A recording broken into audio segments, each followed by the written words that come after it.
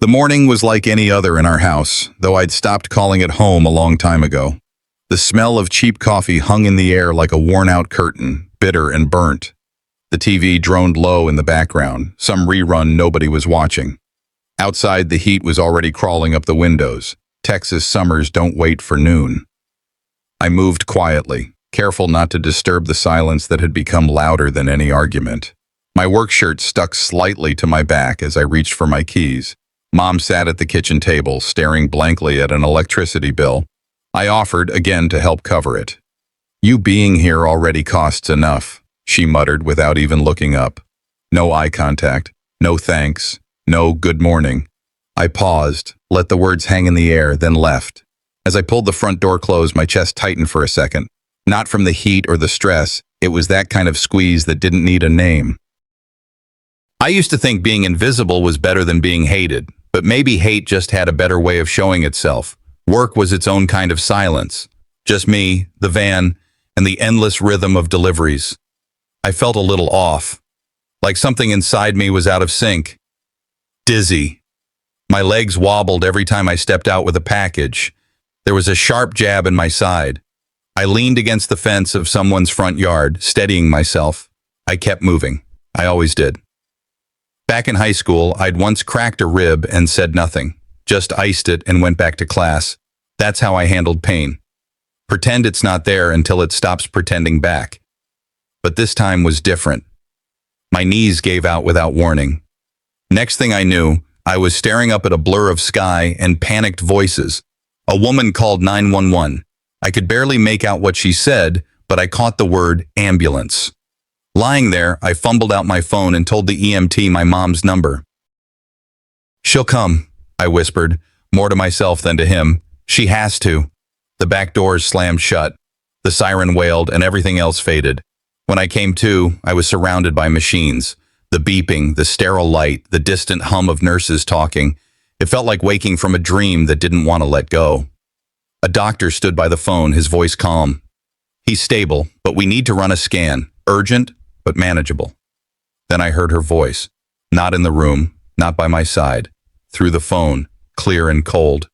"Let him die. He's too expensive. He's not worth it." My breath caught, not from the pain in my chest, but from something deeper, a rupture that silence couldn't stitch back together. The doctor froze mid-sentence. A nurse glanced at me, then away, like she'd seen a car crash she couldn't unsee. I turned my face to the wall, and I stayed that way. I didn't speak, not for hours, maybe not even for the rest of that day. Lying there, unmoving, I remembered something. Years ago, I'd overheard a conversation through the thin hallway walls. A family meeting I wasn't invited to. Mom, my sister, and someone else.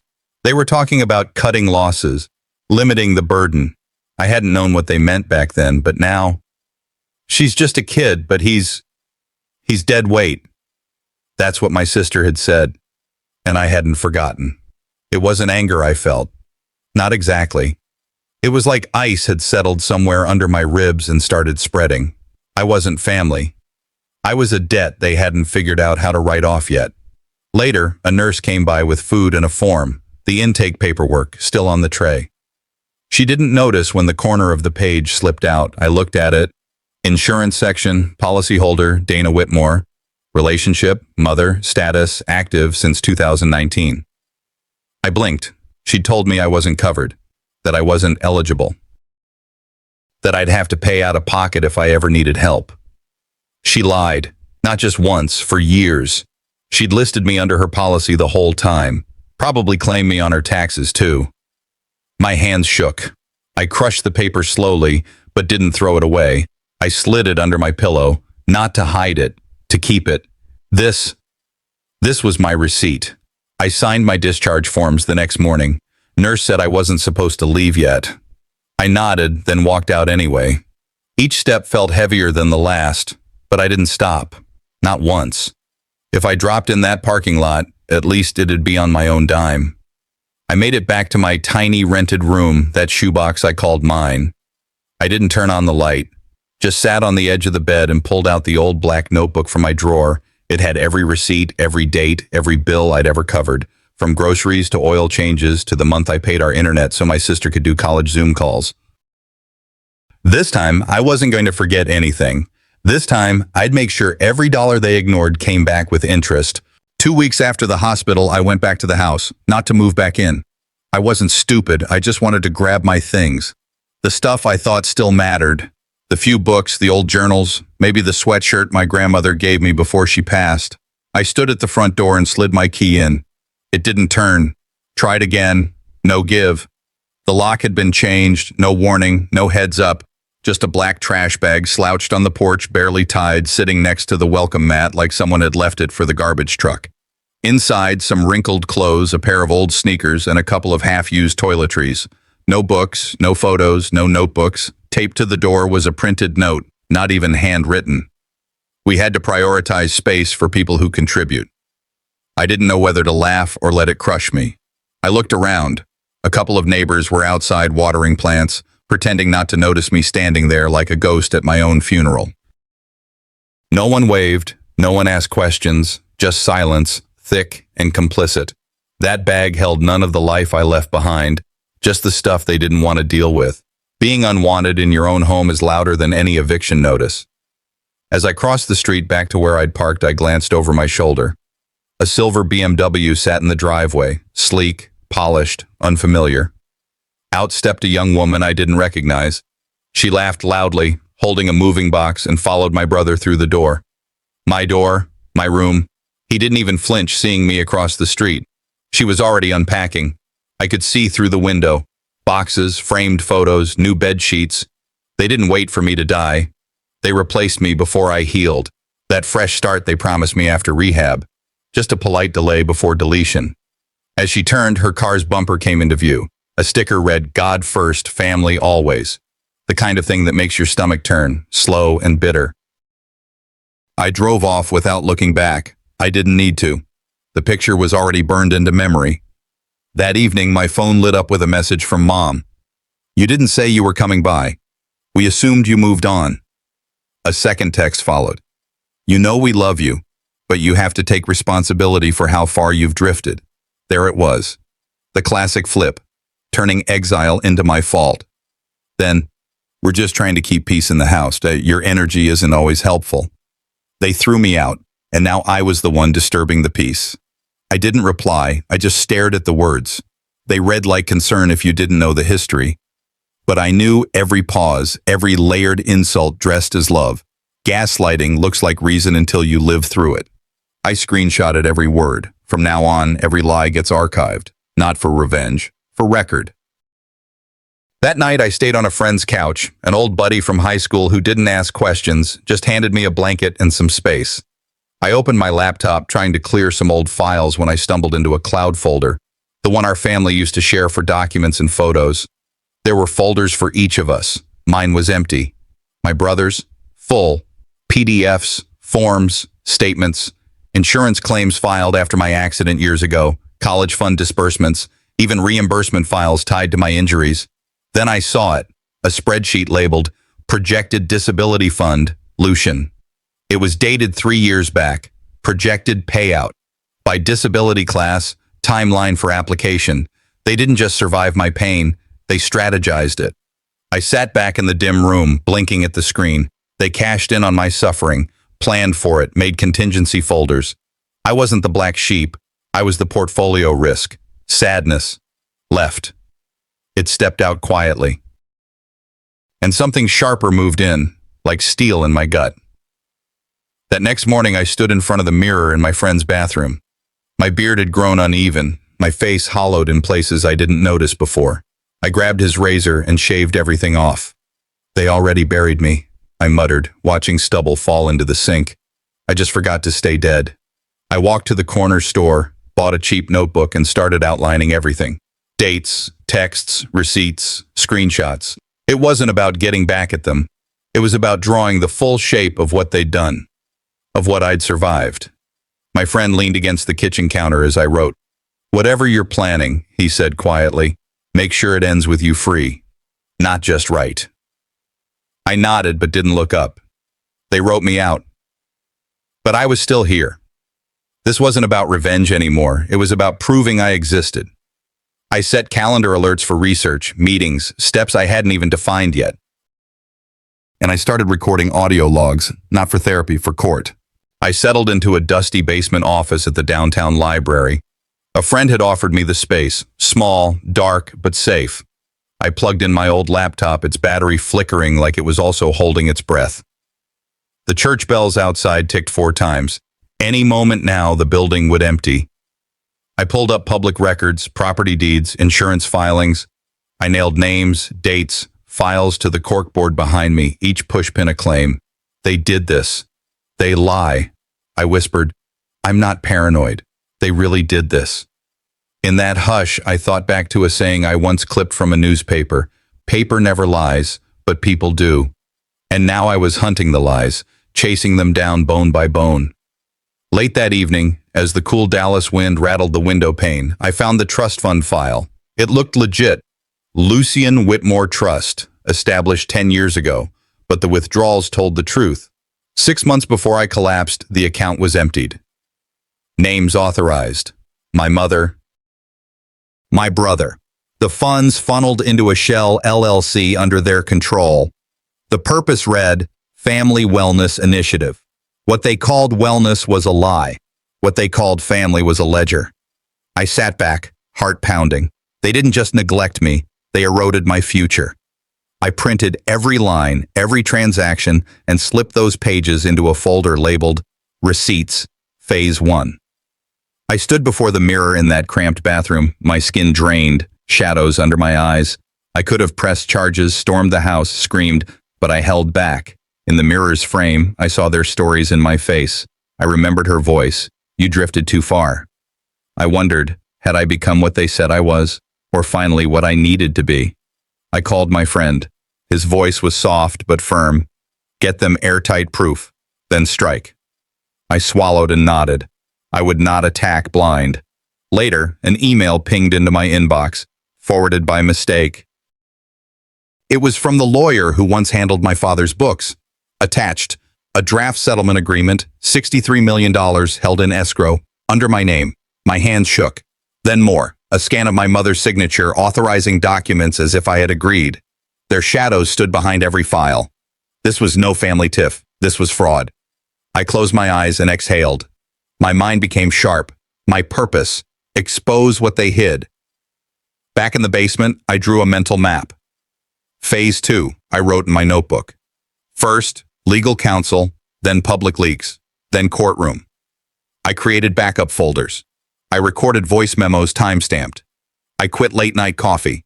I needed clarity, not crash. I ran scenarios in my head. Confrontation at the right moment when they think they're safe.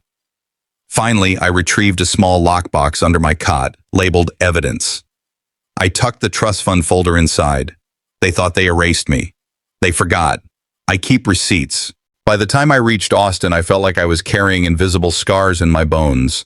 The drive had been quiet, contemplative, miles of open road, the sun low and ineffective. At dawn's edge, I parked near the county clerk's office, despite knowing what I'd likely find. Inside, the air smelled of paper, dust, and bureaucracy. I sat in a transparent glass booth as my hands trembled, submitting form after request. Deeds, wills, transfers. Every clerk's glance felt heavy. I pulled up a file with my name, saw a property I once co-owned listed now under Flynn Holdings LLC. There was a note, backdated amendment, effective prior to 2020. My heart sank as I held that copy, clutching it like something stolen from me. They hadn't just lied. They rewrote my name away. That afternoon, I confronted a real estate agent in a plain office downtown. I asked, voice steady, when was the title switched to Beckett? He paused, lowered his voice.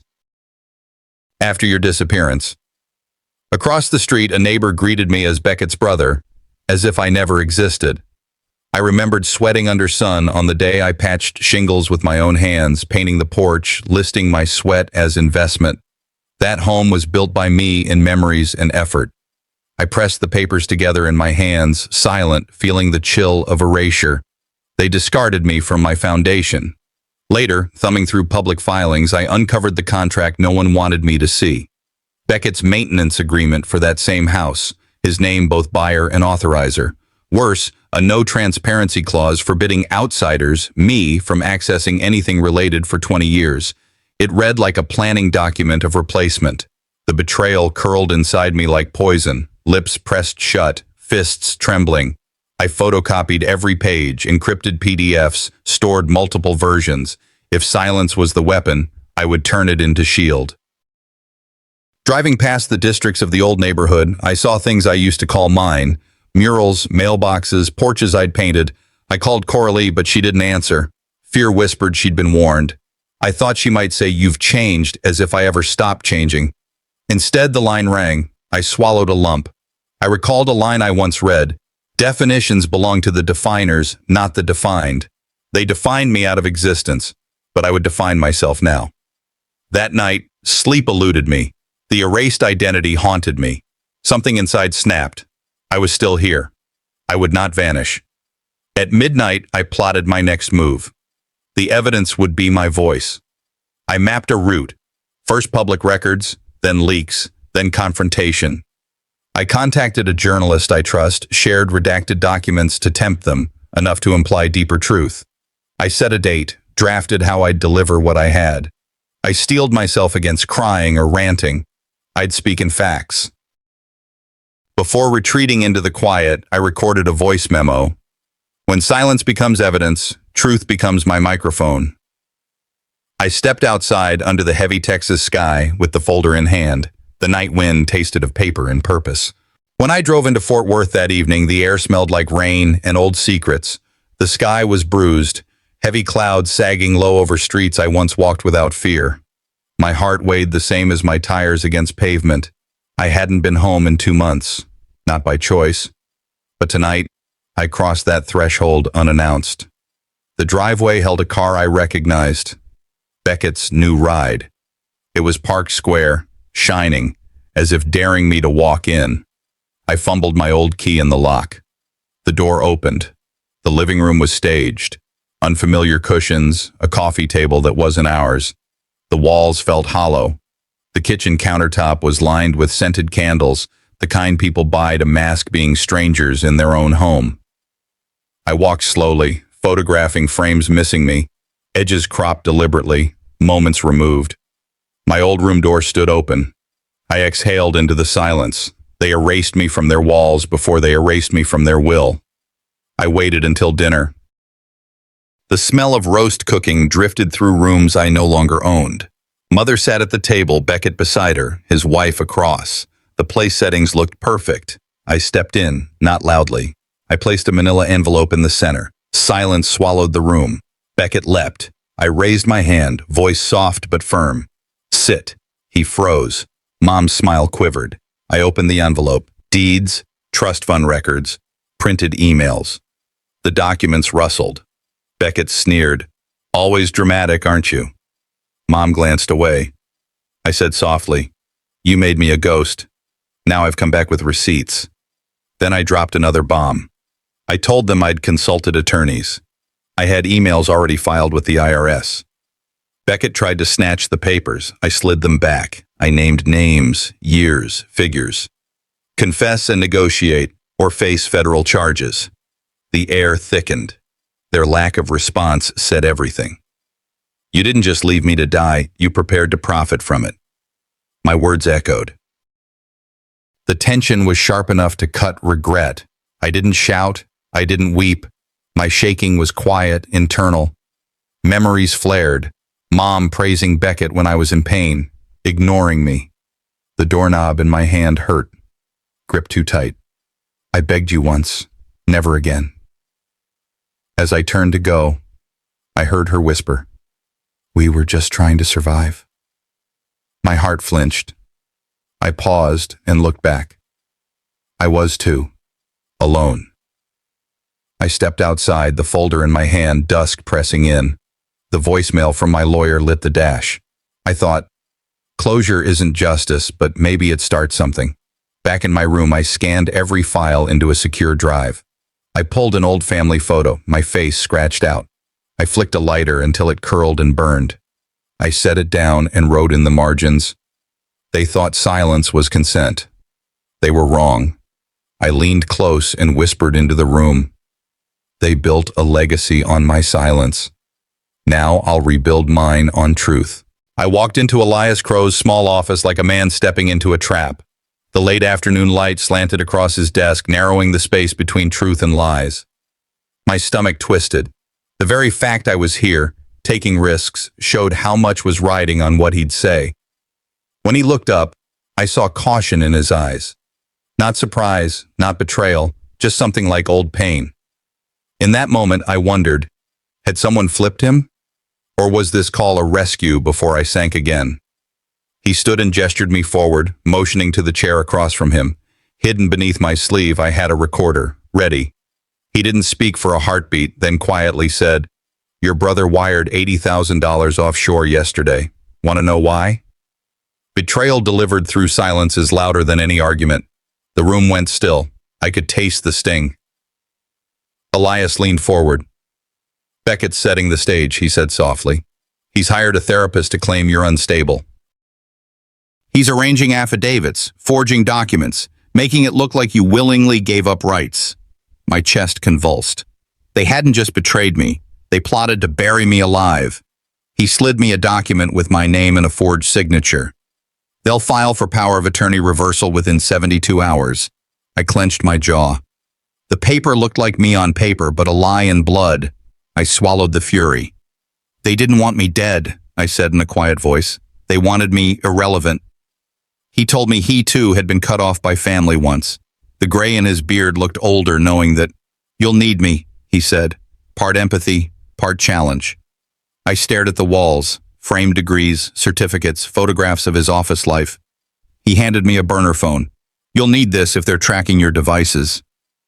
The air between us felt charged, as if allegiance was being forged in that silence.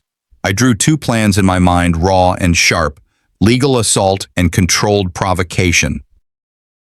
I mapped out former hospital staff who might remember irregularities, people who could tip the balance. I booked consultations under aliases. I drafted a statement denying voluntary transfer of any assets. I constructed a timeline of neglect and betrayal, backing every emotional claim with traceable dates. Late at night, I filmed a video message, meant as a worst-case scenario. "If you're watching this, they probably silenced me." I tucked away the files, password locked, backed up. Then the threat came. An anonymous email. "Stop digging. You're not ready to lose everything again." The attachment. A hospital video, edited to show me in panic, tears, confusion. My pulse jumped. They never just wanted silence. They wanted to script the story for everyone else. I copied the file, sent it immediately to Elias with one line. They blinked first. That means they're scared. I sat in the dark after the call, the house quiet around me. This was no longer research. This was war. I would not stay erased. I would hold the pen and rewrite what they tried to delete. I left Fort Worth before dawn, climbing into my truck with only the journal and a folder of proofs. The road stretched ahead, the horizon pulled tight. Montana's thin air greeted me as I crossed state lines. I switched radio stations, hoping noise would drown the turmoil in my skull. Elias's voice memo popped up in my mind. "They're making moves. You need the upper hand." I swallowed against a lump. The last time I came to Helena was years ago. That family reunion I skipped because I already felt absent. Back then, I thought distance would heal something. Now, it made everything sharper. My phone buzzed, an unknown number. No name, no message when I answered. I parked near Sterling Vale's office, heart thudding. Tomorrow was D-Day. Inside the small rented office, I went through backup files, archival drafts, legal memos. That's when I saw it. A leather journal stamped Marlowe, 1994, tucked behind a stack of tax forms. My chest throbbed. I opened the pages. Handwritten lines confessed fears long before I was born, fears of expendable children, hints that she always imagined a child could be too much. One entry read, "If I ever have a third, I will ensure I can't be tempted to keep it." The next was a drawing. 3 silhouettes, one darkened out. It hit me. The phrase, "You're too expensive," was not an insult thrown in anger. It was prophecy rehearsed long before I ever spoke. My eyes blurred. I whispered, "The prophecy was written long before I lived it." I walked into the waiting room, the journal in my lap. Tears came slow. Not for pity, but for clarity. I clicked record on my voice memo. You erased me before I existed, but I know you now. I breathed in memories, lullabies Mom sang, her soft voice growing colder when Beckett was praised. She traded love for silence. I closed my eyes. I resolved. Tomorrow's confrontation wouldn't be about money. It would be about legacy. I encrypted and sent journal pages to Sterling Vale and to Elias's secure inbox. I mapped the house, entry points, cameras, staff routes. I memorized contractor names I once met. I packed burner phones, extra drives, chargers. I wrote a line in margins. I will not let silence be my surrender. I stuffed the journal in my coat, walked into the cold Montana wind, gripping it like armor. Night came heavy and still. I checked into a motel on the edge of town. The ceiling light flickered overhead. I called Coralie. She answered on the third ring. Her voice trembled. Tomorrow is your chance to choose a side. I paused, then said, I'm not doing this for them. I'm doing it for me. She whispered something I couldn't quite hear. I hung up. They built a world where I didn't count. I'm taking back my count. Journal resting on my lap, I repeated. Tomorrow I will be neither silent nor absent. I arrived at Sterling Vale's office just as the morning light broke across Helena. The mountains in the distance looked carved from iron, and the air was crisp enough to sting my lungs. I didn't dress for power. No jewelry, no lipstick, no mask, just a dark blazer and a steady hand on my bag. Walking through the lobby felt like crossing into a courthouse without a judge. In the conference room, Beckett, Marlowe, and the family's civil attorney were already seated, their faces arranged like they'd rehearsed. Sterling stood, cheerful, introducing everyone like this was brunch. Beckett tried a smirk. I didn't blink. I placed my phone on the table, hit record, and said clearly, I'm recording this for my records. The tension snapped tight. Nobody moved, but the air shifted. They knew this wasn't another silent ambush. It was a reckoning, and I'd already chosen the terrain. I opened my folder and began laying out documents, emails, false affidavits, forged signatures, one after another, paper hitting wood like a drumbeat. Beckett cut in mid-sentence, his calm splintering. You've always been a burden, he shouted. Mom saved us all by pushing you away. His words cracked against the walls, echoing louder than he meant. Sterling leaned toward me and whispered, This will not age well. Marlowe stared at the table, frozen. Without flinching, I slid the leather journal across to them. She planned my erasure. Now here's proof. Beckett grabbed for it, but his hand hovered midair. He looked at me once, jaw tight, then pushed his chair back and stormed out, not with dignity, with exposed weakness. The door closed like a gavel. Sterling turned to Marlowe. Did you know about this journal? He asked quietly. She didn't deny it. She didn't even look at him. Her eyes found mine instead. You always knew too much, she said softly. For a heartbeat, everything went still. Not pain, not relief, absurdity. She had treated knowledge like a threat, and now it was the one thing keeping me standing. Maybe knowing was the curse, I said, voice steady. Surviving it was the miracle. Sterling cleared his throat. We'll pause negotiations here, he announced. I had won round one, and we all knew it. When they left, Sterling stayed behind. We can bury them legally, he said, or you can choose another path. I stared at the evidence stacked before me. What do I gain if I walk away? He exhaled. Peace, but not justice. I shook my head. I don't want revenge, I want memory. We agreed to freeze all assets immediately, block every move until the hearing. I texted Elias, round one complete. Sword unsheathed. No blood yet. Stepping outside into the crisp air, I felt each breath settle into resolve. The mountains looked sharper. My next move felt clearer. I was halfway across the parking lot when Coralie appeared, running from across the street. Her face was pale, her phone clutched tight. You need to see this. It's viral, she said, shoving the screen toward me. A video played, edited hospital footage of me at my lowest, overlaid with text. Daughter gone mad, family under attack. For a heartbeat, the world tilted under my feet. Then it steadied. They fired the last bullet, I said, my voice low. They forgot I'm bulletproof now. Coralie's eyes filled. "What are you going to do?" she whispered. I looked at her, voice soft but hard as stone. "Then let's rewrite the ending. Live." I sat on the edge of the bed, phone in hand, scrolling. Comment after comment passed by. Some cruel, some kind. Strangers fighting each other about my sanity, about my family, about what they thought was true. I'd stopped defending myself days ago. Now, I just watched. Then came the live stream. My lawyer beside me, calm but ready. I looked into the lens and didn't flinch. "They cut out the truth," I said. "This isn't about inheritance. It's not about drama. It's about dignity. Mine." I laid out the missing footage, the way they twisted what happened in that hospital room. I showed emails, timestamps, the raw, unedited clips. It wasn't flashy, it was quiet, real. By the time we signed off, support poured in. Mental health advocates or writers. Even a retired senator reposted my story. Then someone wrote, "We believe you. You're not invisible." That one stuck. I sat there and cried. Not out of pain, not even relief, just being seen. After all this time, after being erased, blamed, made to carry it all, someone looked and they didn't turn away. The courtroom wasn't a place for emotion, but that morning you could feel it in the walls, thick like humidity. Sterling stood up first, all facts and fire. He didn't raise his voice, but you could tell he wasn't just defending a client. He believed in what he was saying. Beckett wouldn't look up, hands folded, jaw locked. Marlo kept that deadpan face she was so good at. Until the journal came out, Sterling read straight from it. The parts where Mom plotted to disinherit me, to paint me as unstable, to transfer assets without notice. He read it like scripture. Marlo's hands began to shake.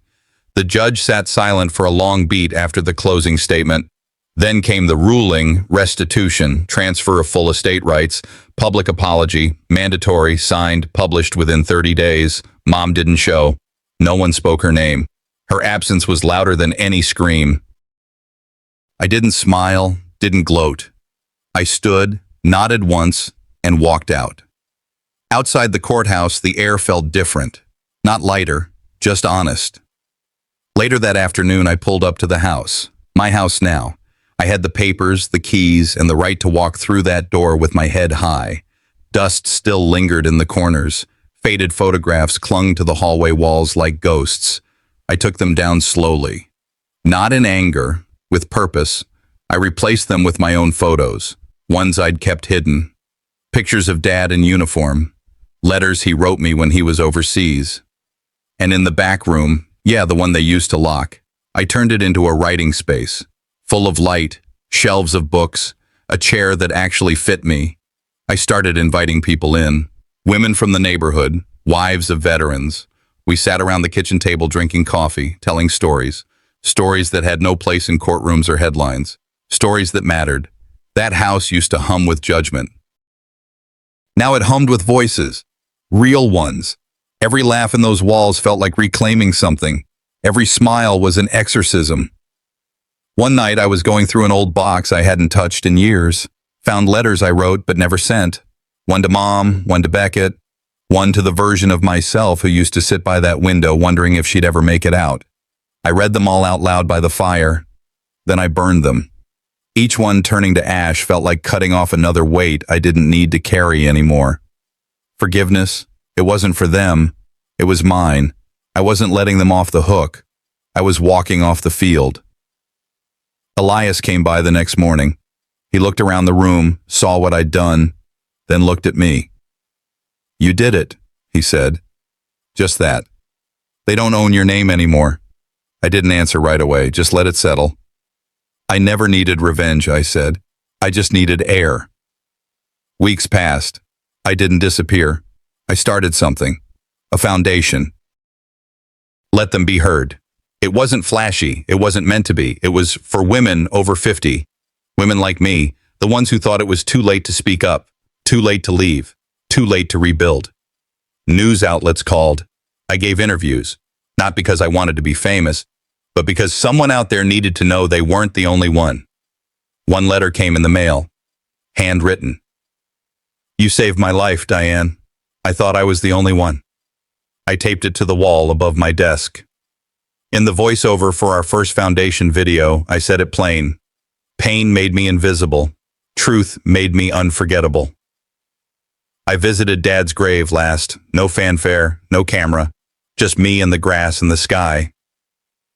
You didn't fail me, Dad, I said, placing a single flower at the base. They did, but I'm still here. And I meant it.